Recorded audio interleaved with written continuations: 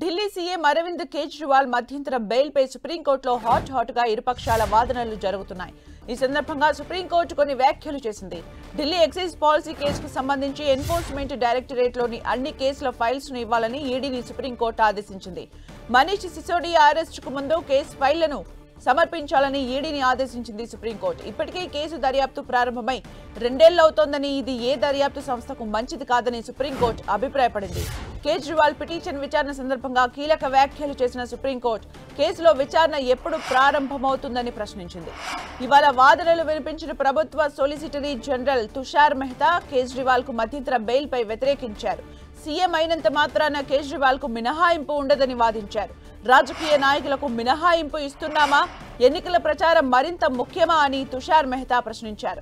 5 ఏళ్లకు ఒకసారి ఎన్నికలు జరుగుతాయన్న జస్టిస్ సంజీవ్ ఖన్నా నేరారోపణలున్న రాజకీయ నాయకుల పట్ల భిన్నంగా వ్యవహరించడం తమకు ఇష్టం లేదని తెలిపారు.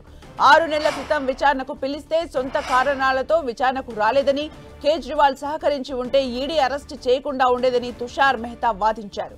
ఇప్పుడు ఎన్నికల ప్రచారం చేయాలనుకుంటున్నానని వాదిస్తున్నారని ఆయన తప్పుపట్టారు. సీఎం కేజ్రీవాల్ సమన్లకు గైర్హాజరయ్యారని, ఇది ప్రజల్లో తప్పుడు సందేశాన్ని పంపుతుందని, నిజమైన సామాన్యుణ్ణి నిరుత్సాహపరుస్తుందని తుషార్ మెహతా వాదించారు. అరెస్టు తర్వాత సీఎం సంతకం లేకపోయినా పరిపాలన ఆగలేదని మెహతా చెప్పారు. సొలిసిటరీ జనరల్ తుషార్ మెహతా వాదనలకు కౌంటర్ ఇస్తూ తన వాదనలు కొనసాగించారు కేజ్రీవాల్ తరపు న్యాయవాది సింఘ్వి. కేజ్రీవాల్ కి షరతులతో కూడిన బెయిల్ ఇవ్వొచ్చని, గతంలో చంద్రబాబుకు షరతులతో కూడిన బెయిల్ ఇచ్చారని సింఘ్వి గుర్తు చేశారు. ఇక కేజ్రీవాల్ ఈడీ అరెస్టుపై సుప్రీంకోర్టులో భోజన విరామం తర్వాత వాదనలు కొనసాగనున్నాయి. మధ్యాహ్నం తర్వాత ఈడీ తరపు వాదనలు వింటామని సుప్రీంకోర్టు తెలిపింది. మధ్యంతర బెయిల్ ఇచ్చిన తర్వాత ముఖ్యమంత్రిగా కేజ్రీవాల్ కొనసాగరాదని సుప్రీంకోర్టు సూచించింది.